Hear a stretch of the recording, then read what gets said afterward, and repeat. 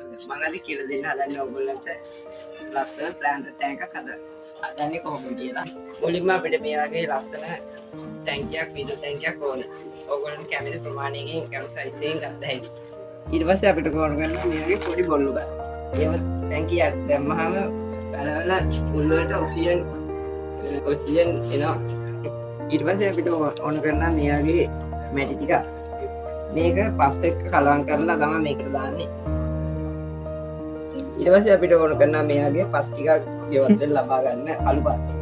මේ වගේ බොල්ලු ගල් ටික ටැංකියට දාන්න. මෙහෙම බොල්ලු ගල් ටික දාගන්න.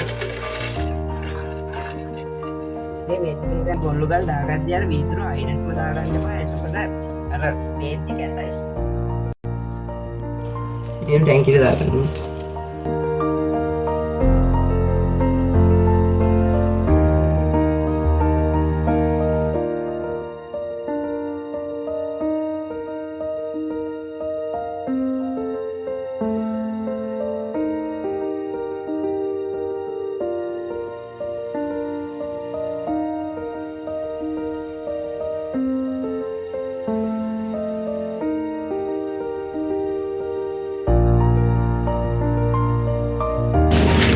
මේ ආනතමි මේ ඉස්සරහට වැඩි උසකට නෙමෙයි පිටිපස්සේදී චුට්ටක් උස් වෙන්න ඕනේ. එහෙම දැම්මම තමයි ලස්සනට මේ අපිට දැන් පේන්නේ මේ අර ටැංකිය ලස්සනට පේනවා. මේ පේන විදිහට අපි හොදගත්තු වැල් ටිකක් ඒ පස්සේ උඩින් දාගන්න ඕනේ. සාමාන්‍ය වැල්ට දාන්න ඕනේ අඟල් භාගයක් විතර. ඒ වගේ දැම්මේ නැත්නම් මඩ විශ්ෙන්න බලනවා.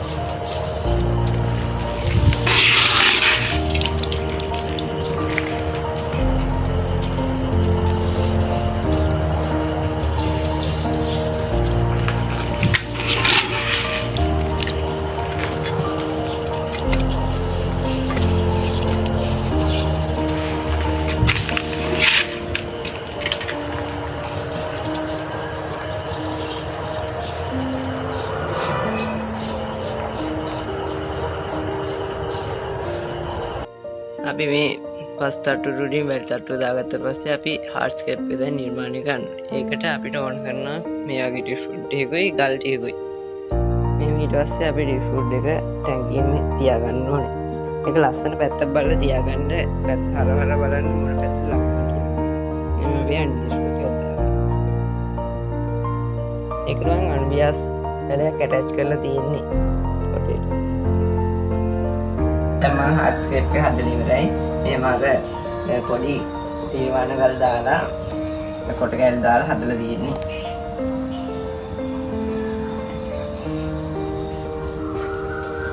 ඊට මම දැන් ප්ලාන්ට් කරන්න යන්නේ. මුලින්ම අරගෙන තියෙනවා මම සැජිටේරියා කියන ප්ලාන්ට් එක. ඊට පස්සේ අරන් තියෙනවා ඇමේසන් සෝට් කියන ප්ලාන්ට් එක. එහෙනම් අපි දැන් ප්ලාන්ට් කරගමු.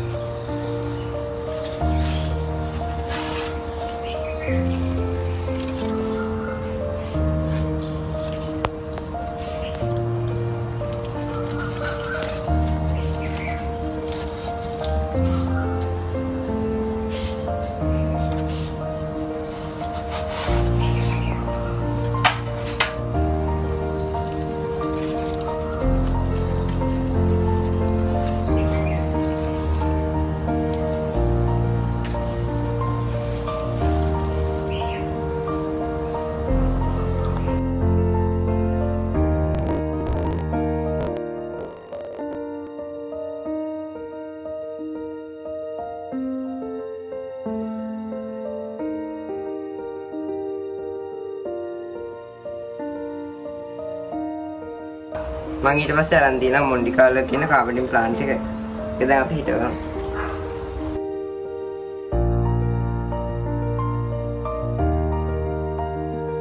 මං හිතන්නේ හදන්නේ මෙන්න මේ ප්ලාන්ට් එක.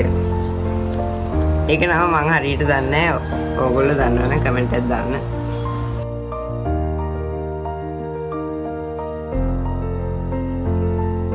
ඊට පස්සේ මම ප්ලාන්ට් කරන්න ආරම්භ තියනවා ක්‍රිප්ටෝයින් ග්‍රීන් කියලා ප්ලාන්ට් එක. එහෙනම් අපි දැන් ප්ලාන්ට් කරගමු.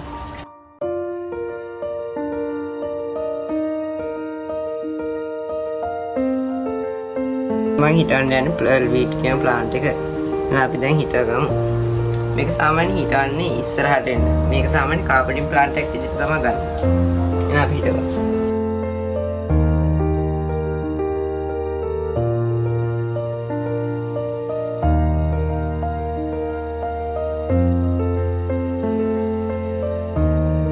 ඉතින් අල්ටර්නේටර් රේනික පින්ක් කියන ප්ලාන්ට් එක මං ගා වැඩි නෑ මේක ප්ලාන්ට් කරලා බලමු.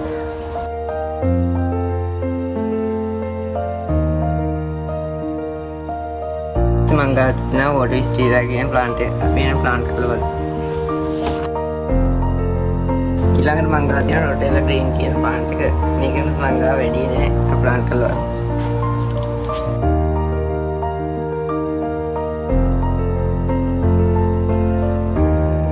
මේ තියෙන අනුවියස් නෑනා කියන ප්ලාන්ට් එක. මෙන්න මේක මං ගලක තමයි ඇටච් කරලා තියෙන්නේ. මේක නිකන් වැලි වල ඇටච් කරන්න බෑ.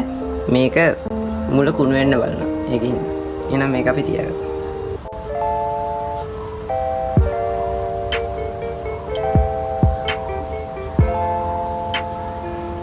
අපි දැන් වතුර පුරවන්න හදන්නේ. වතුර පුරවන්න හදන්නේ මෙහෙම අත තියලා පුරව ගන්න පස් කැලත්තෙන් නැතුව යන්න. නම් පුරවමු.